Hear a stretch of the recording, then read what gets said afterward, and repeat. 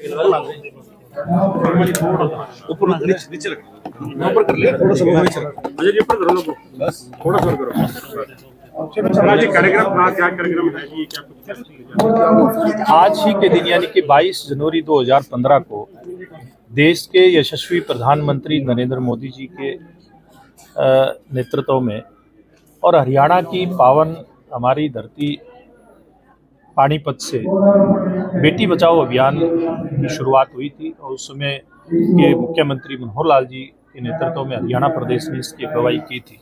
निश्चित रूप में उस समय जो 879 का एक बहुत ही हम कह सकते हैं कि खराब अनुपात था बेटों के मुकाबले बेटियों की जन्म दर का।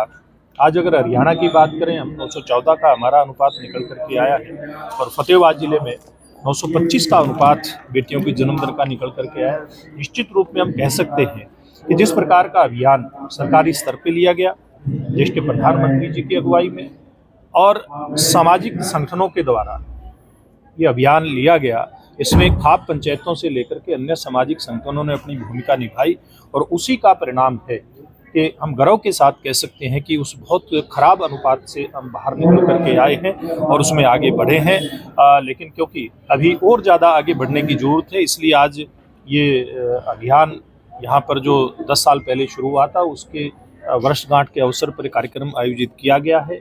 यहाँ पर अलग अलग सरकारी जो विभाग हैं उनके कर्मचारी आए हुए हैं, अधिकारी यहाँ पर हैं और एक सरकार की तरफ से जो अभियान पूर्व में शुरू किया गया उसके भी अन्य स्तरों पे उसकी समीक्षा भी हो रही है और सब लोगों को आज यहाँ पर एक संकल्प भी दिलवाया गया है।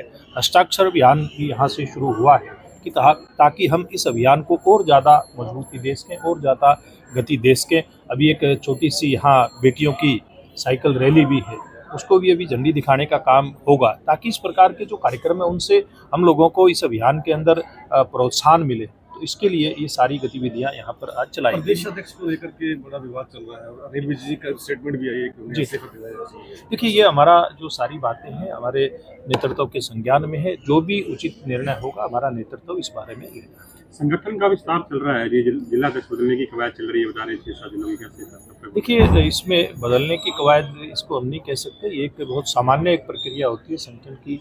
हमारी बूथ से लेकर के राष्ट्रीय अध्यक्ष तक का, बूथ अध्यक्ष से लेकर राष्ट्रीय अध्यक्ष तक का चुनाव होता है और 3 साल में ये प्रक्रिया हमारी चलती है। उसी प्रक्रिया का एक अंग है और वो प्रक्रिया अभी लगातार जारी है और वो जल्दी पूरे प्रदेश में इसको पूरा कर लिया जाएगा। केंद्रीय बजट भी आ रहा है और आगे प्रदेश का बजट भी कैसे? निश्चित रूप में आप लोग देखेंगे कि जैसे पिछले 10 सालों के अंदर देश का बजट भी प्रदेश का बजट भी चहुमुखी विकास को ध्यान में रख करके वो बजट आया था। गरीब कल्याण का बजट था, समाज के सभी वर्ग, चाहे वो युवा है, किसान है, व्यापारी वर्ग है, औद्योगिक क्षेत्र है या फिर देश का आधारभूत ढांचा है, इन सभी विषयों को केंद्र में रख करके हमारा बजट तैयार हुआ था और उसके परिणाम भी हम सब लोगों को देखने को मिले हैं। आज हमारा देश हमारी जो प्रगतिशील सोच है देश के प्रधानमंत्री जी की, उसके चलते दुनिया के अंदर 5वीं बड़ी अर्थव्यवस्था बनकर के निकला है। तो हमारी सरकार के जो बजट है और हमारी सरकार की जो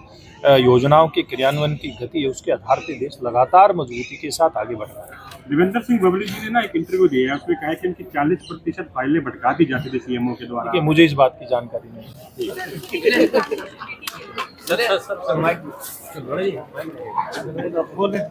मुंबई ले आऊँ